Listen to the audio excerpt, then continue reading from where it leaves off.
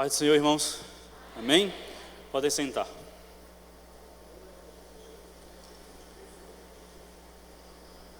Estava falando com meu pai ali.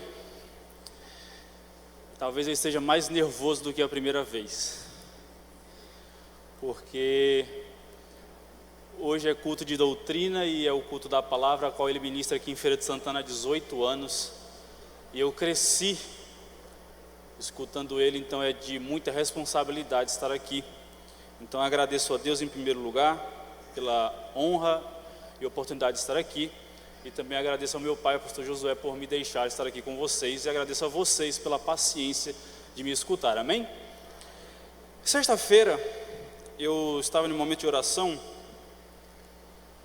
e Deus me deu essa palavra. Eu questionava Deus e conversava com Ele o porquê nós seres humanos, e em particular homens de Deus, líderes, porque nós caímos, porque nós nos desviamos, por quais motivos e quais coisas cometemos para cair. E Deus me deu essa palavra e Deus me ajude a transmiti-la a você, amém? Abra por favor lá em Cantares de Salomão.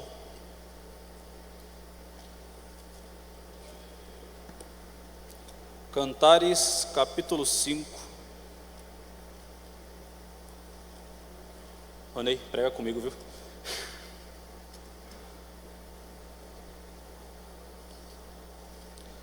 Cantares, capítulo 5, versículo 2 e versículo 6.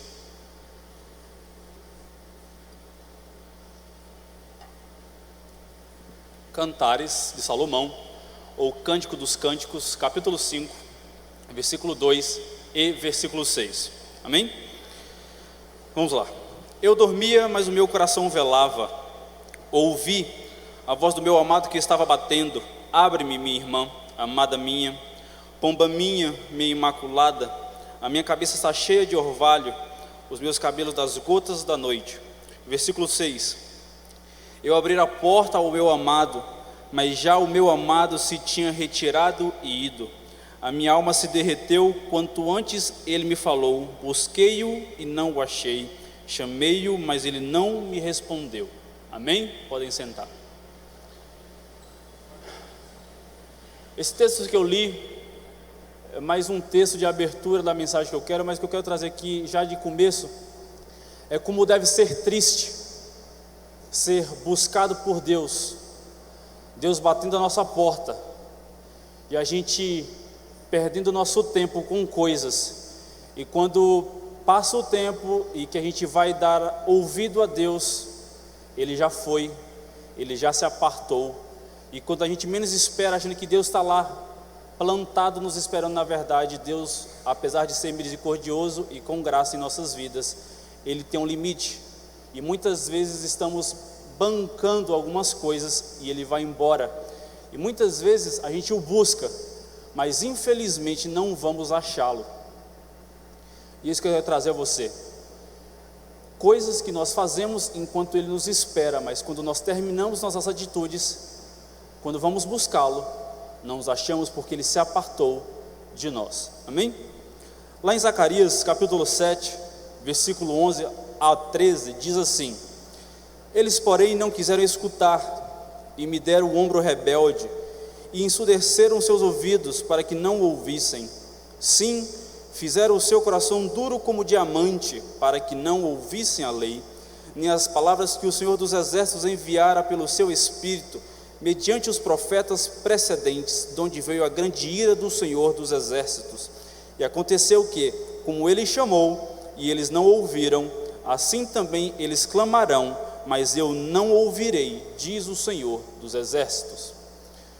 Basicamente aqui que Zacarias está falando é que o povo de Israel não estava escutando a Deus, mas quando chegasse o tempo que Israel fosse clamar ao Senhor, da mesma forma como Israel não deu ouvido ao Senhor, o Senhor não ouvirá o clamor de Israel.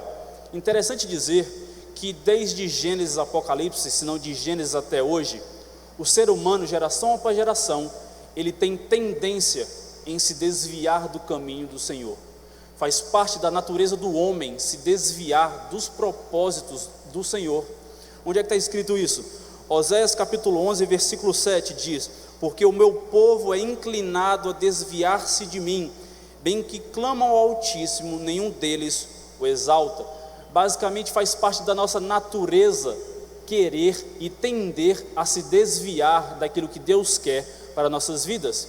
Então basicamente o que a gente tende a combater isso é com oração, jejum, vigilância, a palavra. Mas meu objetivo hoje é mostrar quais são os caminhos que tomamos, que tendemos a nos desviar do Senhor. O melhor exemplo de desvio que tem, na verdade o melhor não, mas um dos grandes, melhores exemplos na Bíblia é de Jonas. Jonas, todo mundo conhece que Deus deu a ele uma mensagem profética a Nínive. Mas é interessante dizer que Jonas, mesmo assim, apesar de ter relacionamento com Deus, porque Deus falou com ele, ele se desviou do caminho do propósito, ele foi em outra direção. Agora abra um parênteses, que Jonas, quando se desviou, ele estava no barco com as outras pessoas. As outras pessoas estavam indo para o destino certo, para o local certo, mas Jonas, desviando, estando naquele barco, ele, como consequência do seu desvio, houve uma tempestade. Interessante dizer que muitas vezes você vai se desviar, mas a consequência não vai vir de forma imediata. Mas deixa eu te falar, a conta chega e a gente paga. Mas o que eu quero trazer é que Jonas, porque se desviou e entrou no barco que estavam com pessoas que estavam indo para a direção certa, ele gerou uma tempestade, não só para ele, mas para todos que estavam com ele. Então eu te pergunto, quem está no teu barco e está gerando tempestade para a sua vida? Quem você acolheu no seu destino, mas está gerando tempestade? Porque muitas vezes você está indo para a direção certa, mas alguém que entrou no teu caminho, que está indo contra a vontade de Deus, vai influenciar o teu final, que pode ser o teu destino, se você não lançá-lo fora ou afundar junto com ele. Então você decide, você quer Jonas com você? Porque se você quiser, o seu destino é afundar o barco junto com ele. Amém?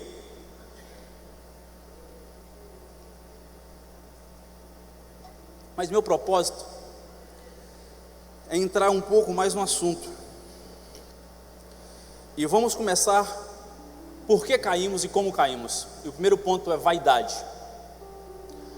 Abra lá comigo em Provérbios, capítulo 18,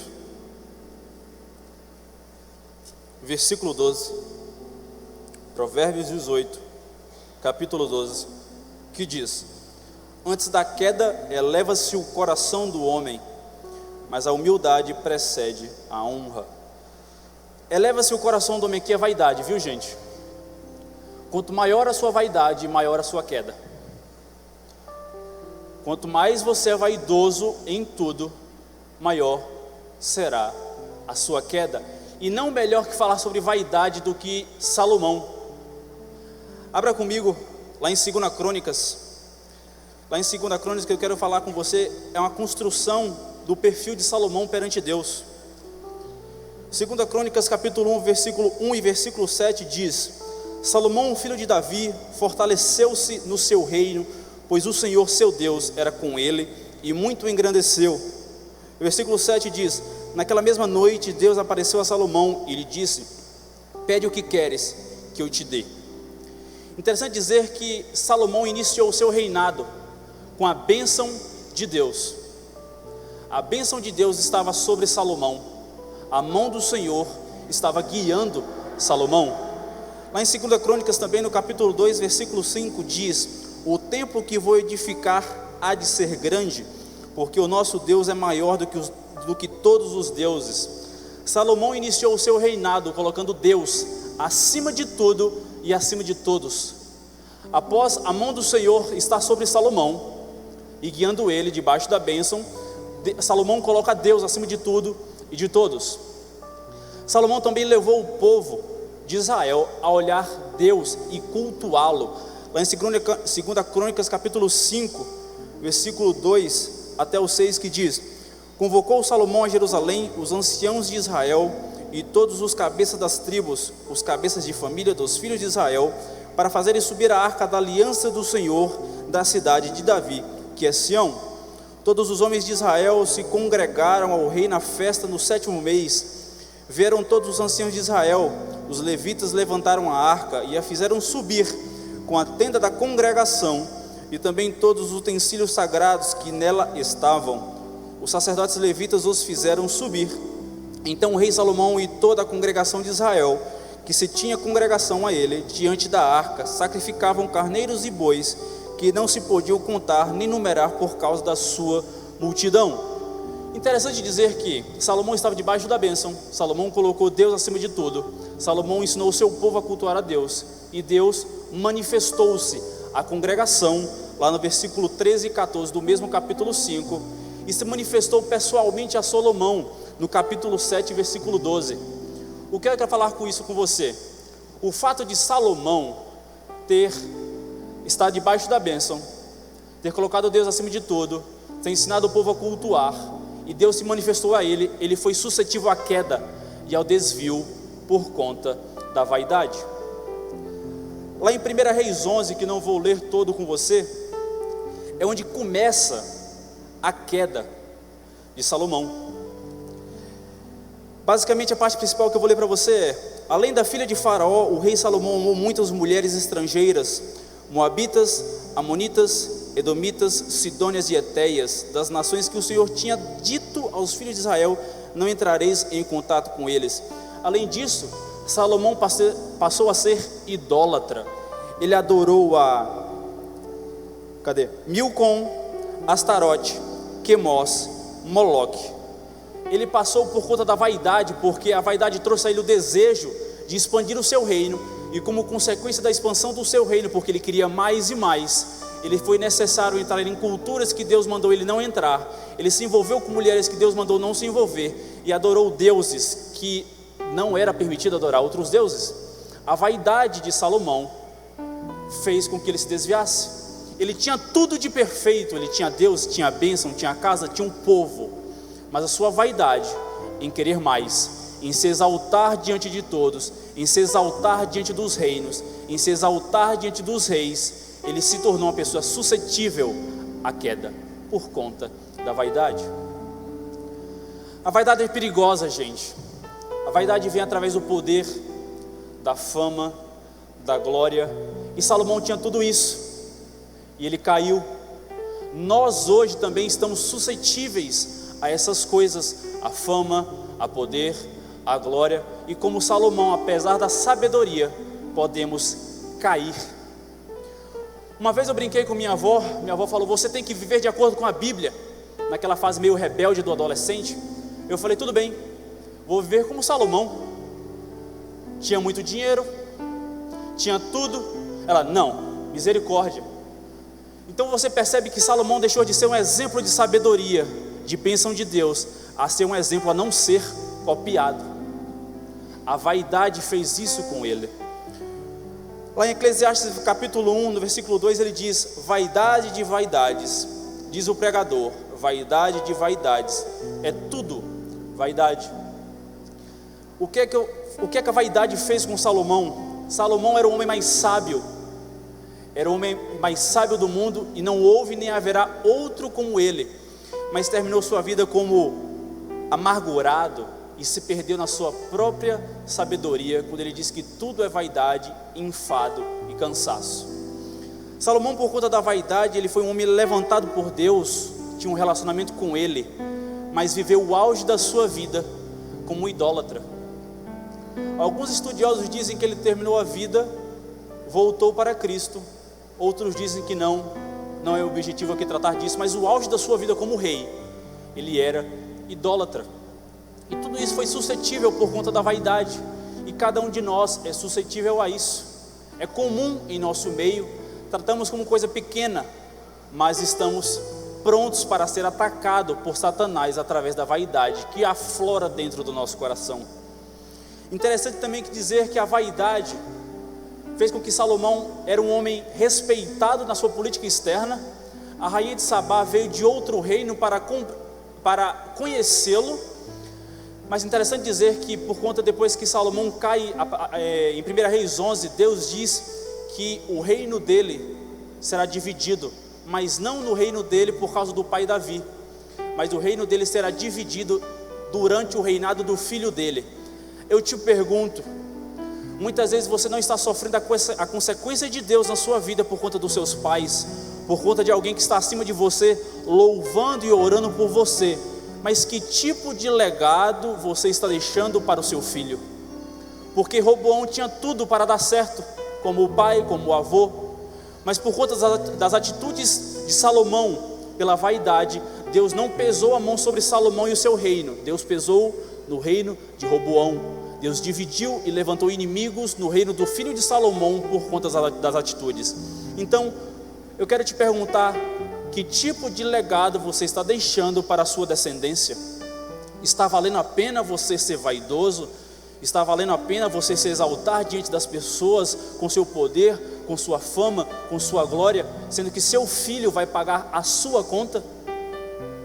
Deus pode te liberar, mas do seu filho não passa. Que tipo de evangelho é esse que você diz estar vivendo? Você se diz uma pessoa que conhece a Deus como Salomão, mas caiu e se desviou pela vaidade. Eu te pergunto, vale a pena? É bom isso, saber que seu filho será pesado por Deus, que a sua descendência, que a sua família pagará pelos seus erros, pelo seu desvio? Você é sacerdote na sua casa, você é uma mulher de Deus na sua casa, você é quem representa a mão de Deus e o poder dele na sua casa. Viva e respeite e viva esse poder de Deus com intensidade, para que você se torne um exemplo a ser seguido e não a não ser seguido.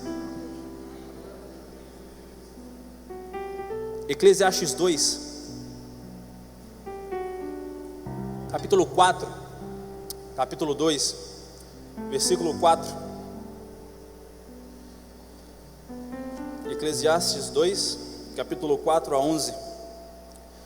Diz assim: fiz para mim obras magníficas, edifiquei casas, plantei vinhas, fiz hortas e jardins, e plantei neles árvores de toda espécie de fruto.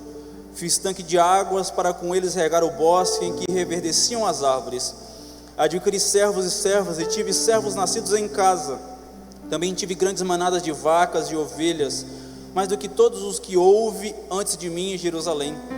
Amontoei prato de ouro, joias de reis e das províncias. Provi-me de cantores e cantoras e das delícias dos filhos dos homens, e de instrumentos de música e de toda sorte. Engrandeci-me e sobrepujei a todos que houve antes de mim em Jerusalém. Em tudo isso perseverou comigo a minha sabedoria. Tudo que desejaram os meus olhos não lhes neguei, nem privei o meu coração de alegria alguma. O meu coração se alegrou por toda a minha obra, e essa foi a minha recompensa de todo o meu trabalho. Olhei para todas as obras que as minhas mãos fizeram, como também para o trabalho que eu, trabalhando, tinha feito, e vi que tudo era vaidade e aflição de espírito, e que proveito nenhum havia debaixo do sol. O que eu quero te trazer a atenção aqui, do versículo 4 ao versículo 11, tudo começa com: fiz para mim, fiz hortas e jardins, fiz tanque de águas, adquiri, amontoei, engrandeci-me, tudo que desejaram os meus olhos, o meu coração se alegrou com a minha obra. Olhei para todas as obras que as minhas mãos fizeram. Em algum momento Salomão parou de fazer para Deus com o templo que ele edificou e passou a fazer para ele. Em 2 Crônicas ele edifica o templo para Deus. Já agora em Eclesiastes você vê que ele edificou tudo para ele, para a glória dele, para a fama dele, com as suas mãos, para a alegria dele, para os seus olhos. Tudo que ele desejou, ele construiu para ele. Ele deixou de fazer para Deus. E você deve fazer tudo para Deus. Não é fazer por fazer. A Bíblia fala para fazer com intensidade. Você vai trabalhar, faça com intensidade para a glória de Deus. Você vai para a escola, estude para a glória de Deus. Você não quer fazer algo, faça para a glória de Deus. Deus, eu não quero fazer isso, mas tenho que fazer. Faça para a glória dele. Você não deve fazer para você, apesar de você não querer, ou apesar de querer, você deve fazer para a glória de Deus. E é assim que Deus é glorificado em meio ao seu povo.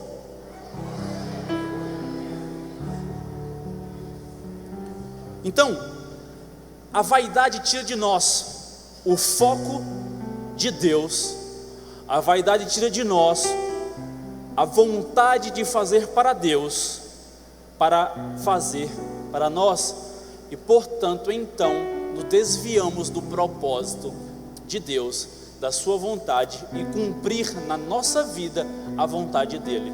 A vaidade nos cega, te atrapalha, e você então é o primeiro passo para se desviar e cair da presença de Deus. Segundo ponto é inveja. Vamos lá em Tiago, capítulo 3. Tiago 3, versículo 14 ao 16, que diz assim: se porém tendes em vosso coração amarga inveja e sentimento faccioso, não vos glorieis, nem mentais contra a verdade. Essa não é a sabedoria que vem do alto, mas é terrena, animal e diabólica. Pois onde há inveja e sentimento faccioso, aí há confusão e toda obra má. Mas agora eu quero ir lá para o primeiro invejoso da palavra de Deus, Caim. Gênesis 4, versículo 3, que diz: ao cabo de dias trouxe Caim do fruto da terra uma oferta ao Senhor. Abel também trouxe dos primogênitos das suas ovelhas, e da gordura delas atentou o Senhor para Abel e para a sua oferta, mas para Caim, para a sua oferta, não atentou. E irou-se Caim fortemente, e descaiu-lhe o semblante. Muitas pessoas dizem que Deus não se atentou para a oferta de Caim porque foi cereais. Não é verdade. Deus não se atentou para a oferta de Caim por causa do seu coração, porque lá em Êxodo, no capítulo 29, versículo 41, e no capítulo 40, versículo 29, Deus disse que Ele se agrada de ofertas de cereais. Então a questão era o coração de Caim. O mal estava por trás da máscara de Caim, a inveja estava florescendo. Então, abre um parênteses, que Abel, diferente de Caim, ofertou com alegria, com fé, com amor, com propósito. É aí que eu posso dizer que Deus ama ao que dá com alegria. E Caim, que não deu com alegria, nem com fé, nem com propósito, Deus rejeitou. Agora eu trago para o nosso tempo: a sua oferta, qual for, seja ela, se financeira, se bens, se for o que seja, se você não dá com propósito, com fé, com alegria, Deus rejeitará por conta do teu coração e o propósito posto sobre ela. Interessante que Deus, no versículo 6 e 7, Ele dialoga com Caim. Caim tinha relacionamento com Deus, mas a inveja não permitiu Caim de focar no seu relacionamento com Deus. Ele focou simplesmente no seu irmão. Quantas vezes você vê Deus falando contigo, Deus se preocupa contigo, porque teu semblante está caído, mas você não está ouvindo a voz de Deus, você não se importa com Deus, porque a inveja te tira o prazer de estar com Deus, para focar no teu irmão. Quantas pessoas se perdem, quantas pessoas caem, quantas pessoas se desviam. Deus está batendo a porta, mas você está focado no irmão, por conta da felicidade dele, por conta que você não foi capaz de ser como ele. Você deveria se importar com Deus, batendo a tua porta e falando com você: por quê? Por que você está assim? Deus está preocupado com tua alma, com teu espírito, e você está deixando de ouvir a voz de Deus por conta da tua inveja, por conta do irmão ao teu lado. Quantas pessoas há do teu lado que você deixou de ouvir a voz de Deus porque você passou a perceber o irmão e não a Deus? Aquela velha frase: a inveja mata. Caim matou Abel fisicamente, realmente. Mas em 1 Samuel 18, capítulo 18, do versículo 8 ao 12, você vai ver que Saul, ele ficou irado, ele ficou com inveja, porque o povo de Israel louvavam muito mais a Davi naquele momento do que a Saul, que era rei. E Saul fala assim: só falta para ele o reino, ele já tem tudo, ele já tem o amor do povo. No versículo seguinte, no versículo 11, se eu não me engano, um espírito maligno mandado por Deus se apodera de Saul, e Saul intenta matar contra Davi. O que eu quero trazer para você é que no versículo 8 do capítulo 18 de 1 Samuel, Saul matou Davi em seu coração por conta da inveja. Não matou fisicamente, mas dentro dele, o seu coração, ele matou Davi naquele momento, e a partir daí ele passa a perseguir Davi, porque para Davi faltava apenas o reino, e também porque a mão de Deus, o Espírito saiu de Saul e se apoderou de Davi. Então ele tinha inveja que o Espírito tinha saído dele e foi para Davi, e o que o reino louvava a Davi e não a ele. Naquele momento Saul matou Davi. A gente pode compreender também que os fariseus estavam diante do Filho de Deus vivo, mas tentaram e planejaram a crucificação de Jesus por conta da inveja. Os fariseus, dentro do coração, mataram Jesus antes de crucificá-lo. Lá em Daniel 6, Daniel 6, versículo 3 a 9, os inimigos de Daniel, eles planejam uma forma de matar Daniel por conta da inveja. Então eles falam com o rei que exerça uma lei, que todo aquele que se ajoelhar perante outro Deus será jogado na cova dos leões. Naquele momento, os inimigos de Daniel mataram Daniel no coração deles. Lá em Atos 17, no versículo 2 ao 5, Paulo, como de costume, como diz a palavra, como de costume, ele ia todos os sábados à sinagoga discutir com os judeus, e ele provava que Jesus, que o Cordeiro deveria ser morto e ressuscitado, que esse Cordeiro era Jesus. Então os judeus se enchem de ira, com inveja, e tentam matar Paulo, mas não encontram. E naquele momento os judeus mataram no coração deles Paulo. Deixa eu te perguntar, quantas pessoas estão enterradas no seu coração que você matou por conta da tua inveja? Você pode não ter tocado um dedo na pessoa, mas quantas já estão mortas e enterradas que você matou quando você sentiu inveja daquela pessoa? Às vezes a pessoa nem sabe que está morta para você, mas ela morreu faz muito tempo por conta da tua inveja na vida dela. Quem são essas pessoas? Você acha que Deus se agrada do teu coração quando você mata alguém no seu coração e mente? O que Deus pensa agora da sua mente e coração, e vendo quantos túmulos há dentro de você de pessoas que não fizeram nada a você, como Abel a Caim, mas estão mortas porque você exerceu inveja a elas.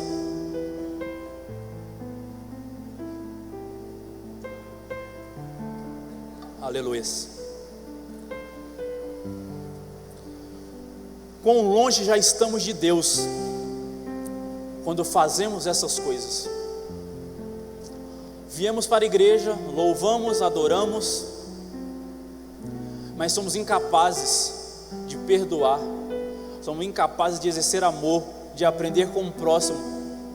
Deus está muito longe de pessoas que enterram outros no coração. Deus move, o seu Espírito está presente, mas o propósito dele não vai acontecer em nossa vida se continuarmos matando pessoas em nosso coração. Vamos lá para o filho pródigo. Agora, mais especificamente, o irmão do filho pródigo. O filho pródigo voltou para casa e o pai matou um bezerro, um boi, e fez uma festa para ele. Sabe que o irmão, quando ele chegou, ele não entra na festa, ele não fica feliz porque o irmão voltou. Na verdade ele questiona ao pai: o senhor nunca fez uma festa para mim? Basicamente a resposta do pai é: o que é meu é teu, você não fez porque você não quis. Estamos festejando a vida do teu irmão porque o teu irmão nasceu de novo, ele estava perdido e foi achado. A inveja te bloqueia, te limita a ver e se alegar pelo nascimento do teu irmão, e passa então a ver o passado dele, porque o irmão falou assim: ele gastou o teu dinheiro com prostitutas, gastou o teu dinheiro com coisas que não valiam a pena. A questão é que a inveja impediu ele de se alegrar pelo nascimento e pela volta, e passou a julgar o passado. Quantas pessoas já se converteram aqui, em vez de você se alegrar, você falou: ele fazia isso, ele já fez isso, ele cometia tal coisa, eu sei de barbaridades. Quem é você? Quem somos nós para julgar o passado do irmão que nasceu de novo? Se nós estamos na igreja do Pai e não...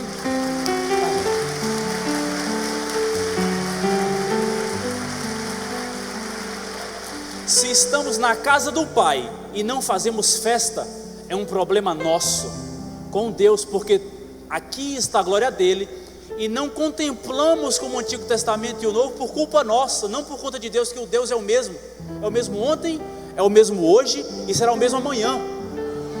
Se não compreendermos, nem passarmos a usufruir da glória e da presença do Pai, não é por conta do irmão que nasceu de novo, é por culpa nossa, porque somos limitados por conta da nossa inveja, e então caímos e desviamos dos propósitos do Senhor.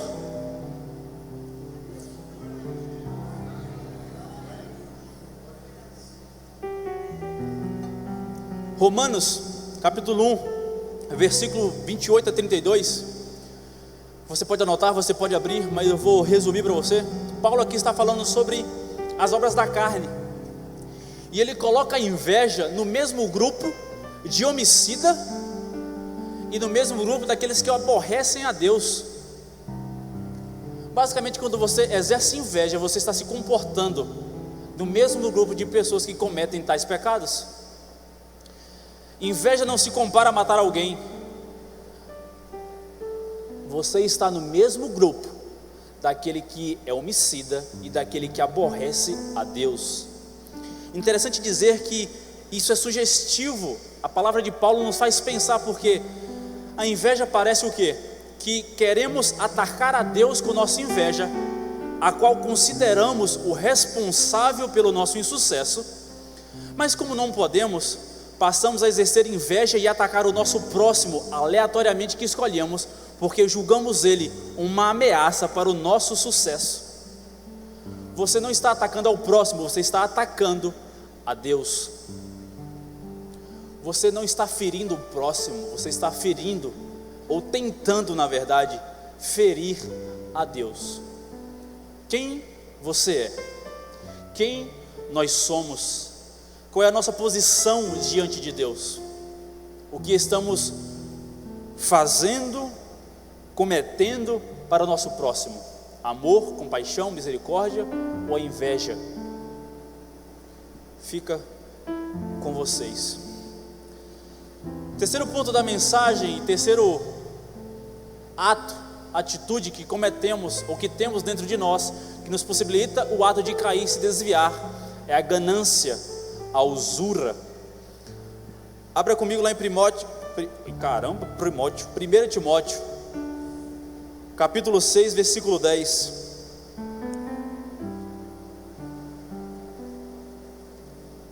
1 Timóteo, capítulo 6, versículo 10, que diz assim: porque o amor do dinheiro é a raiz de toda a espécie de males, e nessa cobiça alguns se desviaram da fé e se transpassaram a si mesmo com muitas dores.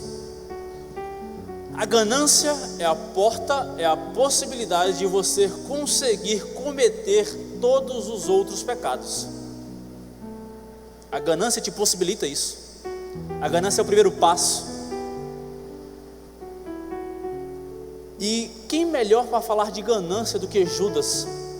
Aquele que andou com Deus, foi escolhido entre os 12 e roubava da bolsa do ministério de Jesus.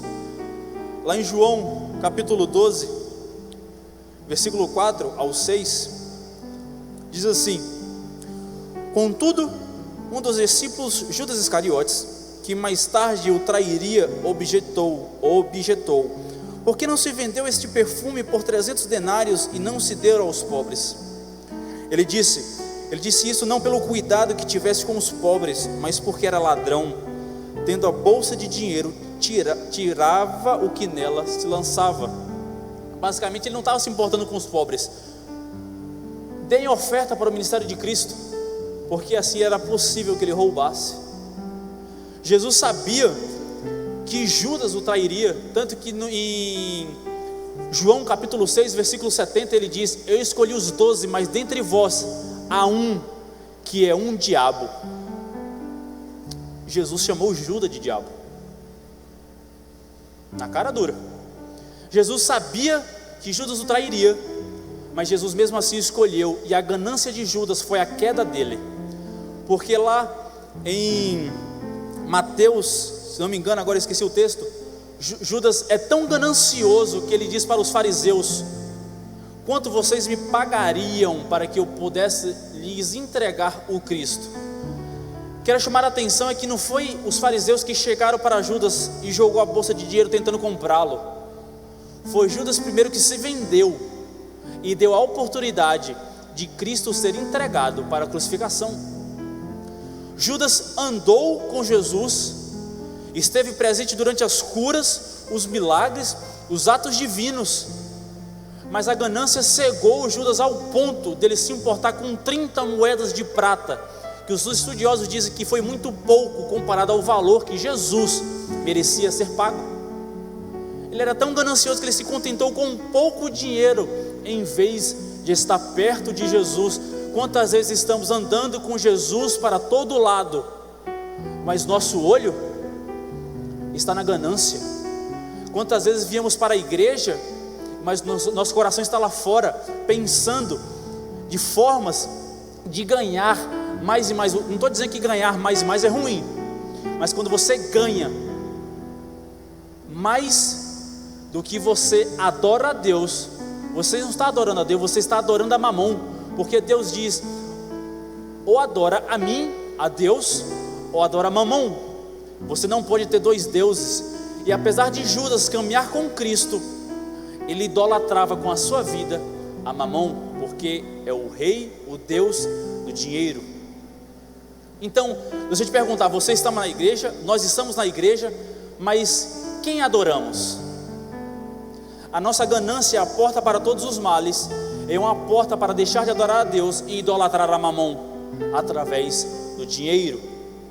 Ter dinheiro, crescer em bens não é errado, porque Deus diz em Mateus 6,33: buscai ao reino de Deus e a sua justiça, e as demais coisas vos serão acrescentadas. Deus está garantindo: buscai a mim, e o resto é consequência. A questão é buscar as coisas, esquecer Deus para trás.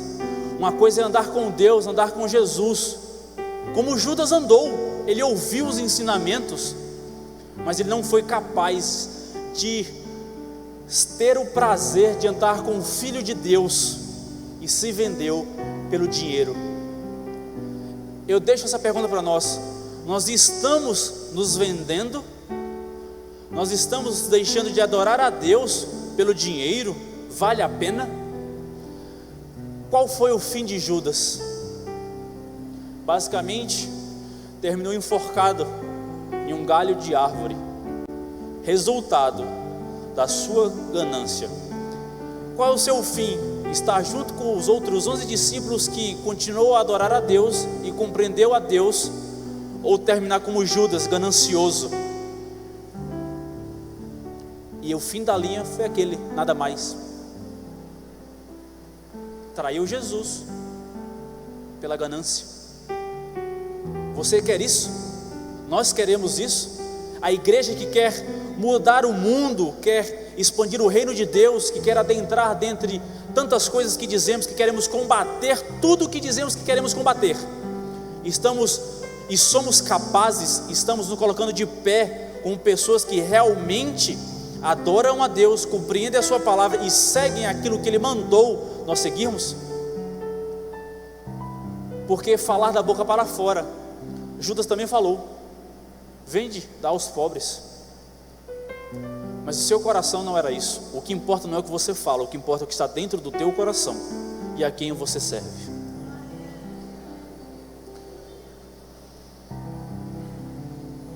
Lucas, lá no capítulo 12, versículo 15, ele diz: e disse-lhes: acautelai-vos e guardai-vos da avareza, porque a vida de qualquer não consiste na abundância do que possui. A sua essência, você não consiste, você não é feito daquilo que você tem. Você é a essência de Deus, quando Ele soprou o fôlego de vida em você. Você não é aquilo que você ganha.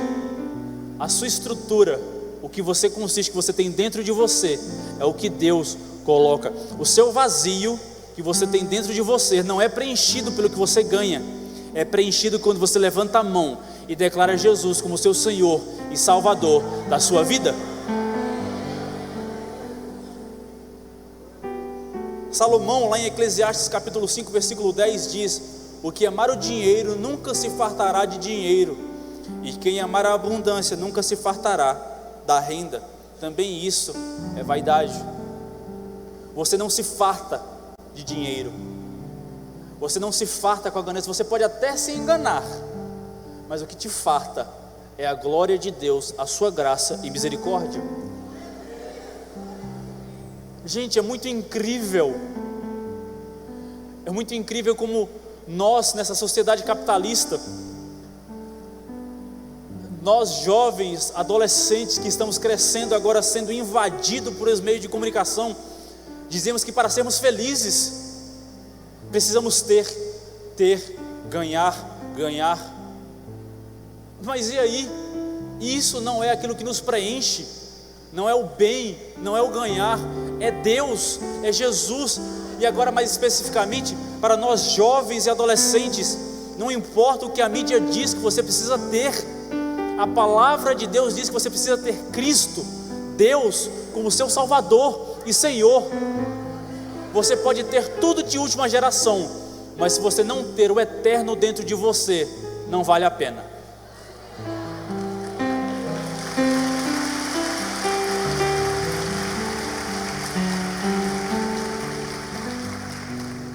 Acã, lá em Josué capítulo 7, Deus deu uma ordem a Josué de quando fossem lutar contra Jericó, todo o ouro e toda a prata e todos os utensílios valiosos fossem para a casa de Deus, nada mais. Mas Acã, ele pega 3 objetos e esconde em sua tenda. Interessante dizer que no capítulo seguinte, no capítulo 7, no capítulo 8, Israel perdeu a guerra, por conta que no arraial Acã tinha desobedecido a ordem. A ganância de Acã influenciou o resultado na guerra. A tua ganância influencia o contexto geral que você vive. A tua ganância pode influenciar a tua família, pode prejudicá-la. A tua ganância pode prejudicar a empresa que você tem ou trabalha. A ganância pode prejudicar o ambiente em que você vive e comprometer várias vidas por conta da tua ganância, como Acã foi comprometido. Interessante dizer que depois que Josué foi revelado que Acã tinha pegado os utensílios, Acã e toda a sua família e todos os seus filhos e filhas foram apedrejados no arraial. Então, quando você é ganancioso, você compromete os seus filhos. Quando você é ganancioso, você compromete as suas filhas. Quando você é ganancioso, você compromete a sua família perante Deus. Eles irão pagar pela sua ganância, assim como os filhos e filhas de Acã pagaram.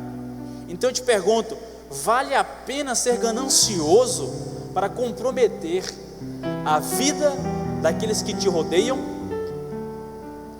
Eles valem menos do que o pouco que você quer? Porque o valor de uma família excede tudo, e mesmo assim muitas vezes comprometemos a nossa vida e a dos próximos por conta da nossa ganância, e isso nos desvia, nos faz cair, faz com que Deus se afaste de nós e comprometa todo um contexto que não sabe que está sendo comprometido por conta da tua ganância e da tua atitude. Marcos 8,36, para fechar a ganância, ele diz: pois que aproveitaria o homem ganhar todo o mundo e perder a sua alma. Você é capaz de ganhar todo mundo, Deus te deu capacidade para isso, mas vale a pena conquistar todo mundo e perder a alma, perder a salvação, perder a eternidade ao lado de Deus? É triste, porque é muito comum em nosso meio. Não é comum em nosso meio no mundo, não. é comum em nosso meio aqui dentro. Quantas pessoas tentam chutar o pé do outro porque quer a posição, a ganância pela posição. Você devia estar concentrado em ter a presença de Deus e relacionamento com Ele, não a posição. Quantas pessoas te empurram, ou você empurra a pessoa do caminho, dá um encosto de carroceria, porque você quer aquilo que ele tem, e você é ganancioso em ter o que você tem e em ter o que ele tem. Você não se satisfaz pelo que Deus te deu, você quer o do outro. Vale a pena comprometer a tua alma? Você está dentro da igreja, estamos dentro da igreja, mas nossa alma está sendo comprometida pela nossa ganância. A igreja do Senhor não é comprometida, mas a igreja que nós somos pode ser comprometida, porque somos tendenciosos a nos desviar. Você faz parte da igreja do Senhor, não cometa tais coisas. É simples, mas é difícil.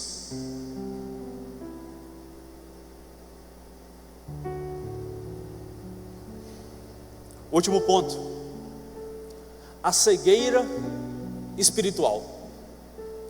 O que é a cegueira espiritual que eu quero tratar?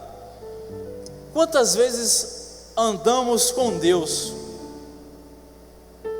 mas chegamos no final da linha da nossa vida com orgulho, e quando olhamos para trás percebemos que Deus já se afastou de nós tem muito tempo, e não percebemos por conta da nossa cegueira, da nossa religiosidade.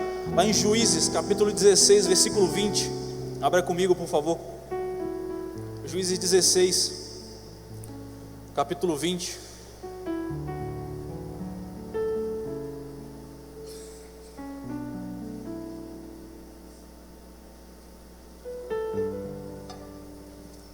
Diz assim, Juízes 16 capítulo 20: E disse ela: Os filisteus vêm sobre ti, Sansão. E despertou do seu sono e disse: Sairei ainda esta vez como dantes e me livrarei. Porque ele não sabia que já o Senhor se tinha retirado dele. Gente, isso é muito triste. Muitas vezes julgamos que Deus está conosco por conta do passado. Paramos de ter as atitudes que faz com que Deus esteja conosco, e queremos que Deus esteja no futuro conosco, quando Ele já se apartou de nós. E o triste é, Ele já se apartou tem muito tempo e não percebemos. Como podemos ter o Espírito de Deus dentro de nós, louvá-lo, e não ter a consciência de que o Espírito dele se apartou de nós? Se pergunte: o Espírito Santo de Deus ainda age dentro de você? Ou você está vivendo pelo resquício que ele estava em você?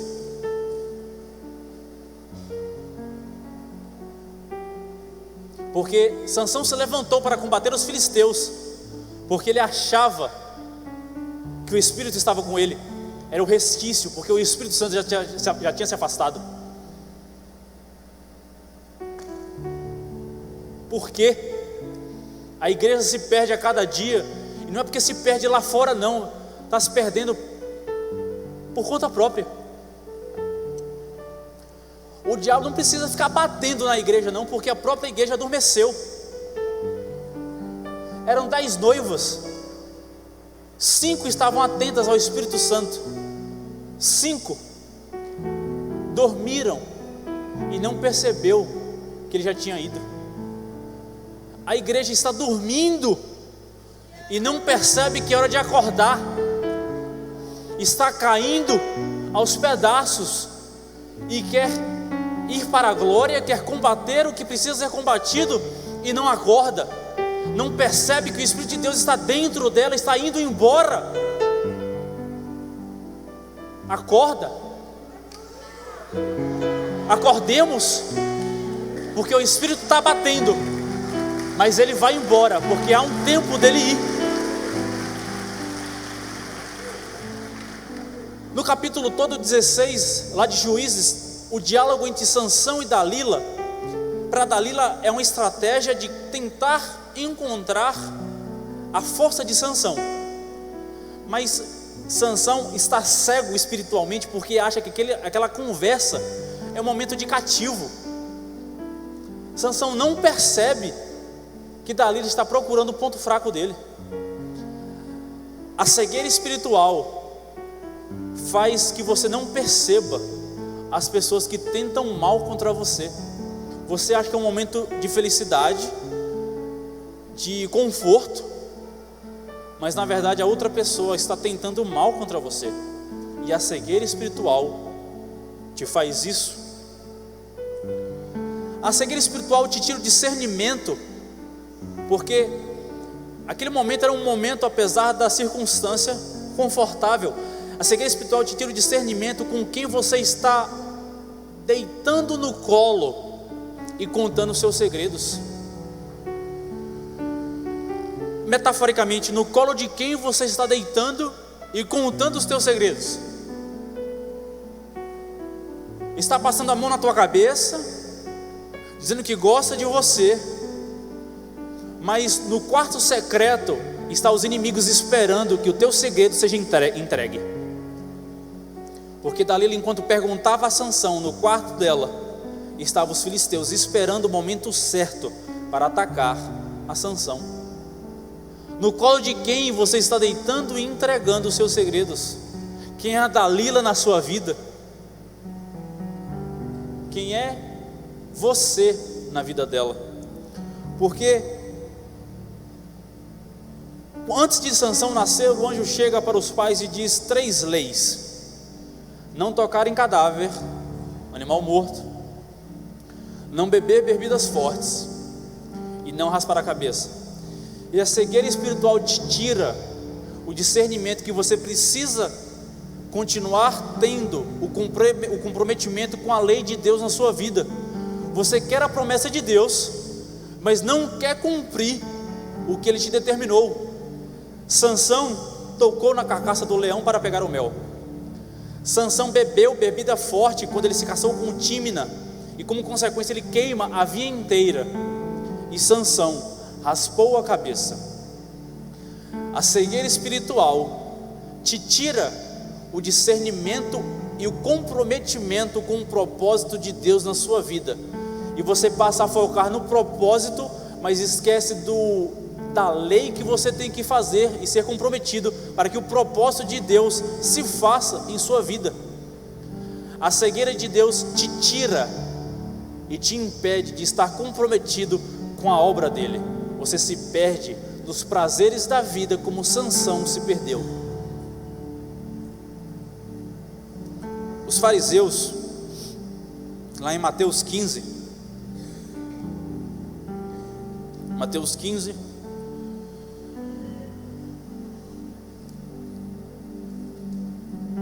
capítulo 12, até o 14, diz assim: então, aproximando-se dele, os seus discípulos lhe disseram: sabes que os fariseus, ouvindo esta palavra, se ofenderam? Ele, porém, respondeu: toda planta que meu Pai Celestial não plantou será arrancada. Deixai-os, são guias cegos. Se um cego guiar o outro, ambos cairão no buraco. A religiosidade cegou os fariseus. Eles eram cegos espiritualmente, porque eles diziam conhecer a palavra, adoravam a Deus, mas não puderam reconhecer o Filho do Deus vivo na frente deles. Os fariseus escutavam os sermões de Cristo, mas não puderam compreender que Ele era o Filho de Deus vivo, o Cordeiro de Deus. A cegueira espiritual te torna um religioso, que te impede de compreender a glória de Deus, e se prende e se perde nessa limitação. Você está diante de Deus, mas não reconhece Ele. Você escuta a palavra de Deus como os fariseus, porque Jesus pregava, mas eles não reconheciam a voz de Deus em Jesus. A cegueira espiritual te impede de compreender que Jesus está na sua frente. Jesus está do teu lado, Jesus está pregando para você, Jesus está preocupado contigo, com o teu futuro, e você está julgando, achando que é qualquer outra coisa. Você se diz saber de tudo, mas não sabe de nada porque você não reconhece o Deus que você adora. Vale a pena dizer que compreendemos tudo se não reconhecemos Deus? Ministério ID já pode vir, por favor, estou terminando. Lá em Apocalipse 3, capítulo 3, versículo 14 ao 18. Igreja de Laodiceia, capítulo 3, versículo 14 ao 18. Diz assim: ao anjo da igreja de Laodiceia escreve: isso diz o Amém, a testemunha fiel e verdadeira, o princípio da criação de Deus. Conheço as tuas obras, que não és frio nem quente. Quem dera fosses frio ou quente. Assim, porque és morno e não és frio nem quente, eu te vomitarei da minha boca. Dizes, presta atenção: rico sou, estou enriquecido e de nada tenho falta, mas não sabes que és um coitado, miserável, pobre, cego e nu. Aconselho-te que de mim compres ouro refinado no fogo, para que te enriqueças, e vestes brancas para que te vistas, e não seja manifesta a vergonha da tua nudez, e colírio para ungires os teus olhos, a fim de que vejas. A igreja de Laodiceia se comporta muito, a nossa igreja se comporta muito como a igreja de Laodiceia. Temos tudo, somos ricos, temos bens, mas não passamos de miseráveis, coitados, cegos. E quando nos comportamos dessa maneira, estamos nos comportando de uma maneira em que Deus nos vomitará da presença dEle. Ser cego e exercer tais coisas te coloca em uma posição que Deus pode nos vomitar da presença dEle. Assim Ele se afasta de nós e mais uma vez caímos da presença dEle.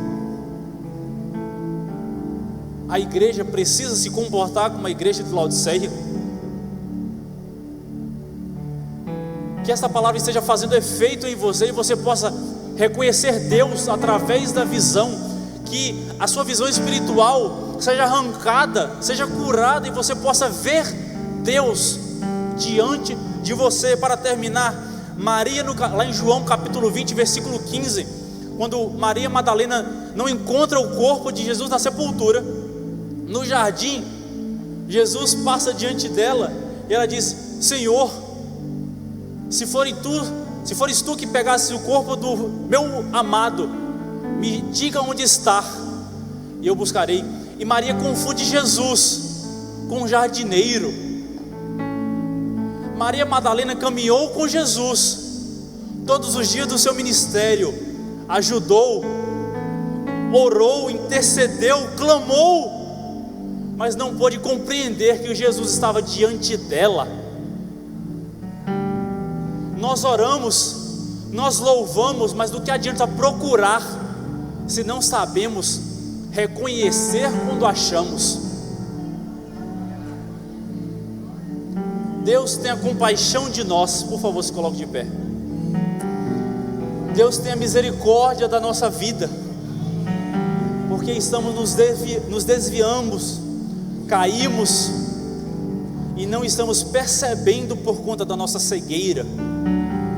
Estamos louvando a Deus e não reconhecemos Deus quando achamos. Que esta palavra, irmão, faça efeito no seu coração, que possamos compreender quão perigoso estamos brincando de ser crente, estamos brincando de estar na presença de Deus, mas não estamos reconhecendo a presença de Deus diante de nós. Que Deus tenha misericórdia da nossa vida, que possamos usar o colírio espiritual para abrir nossos olhos e então não exercemos vaidade, ganância, inveja e ser cegos espiritualmente. Amém.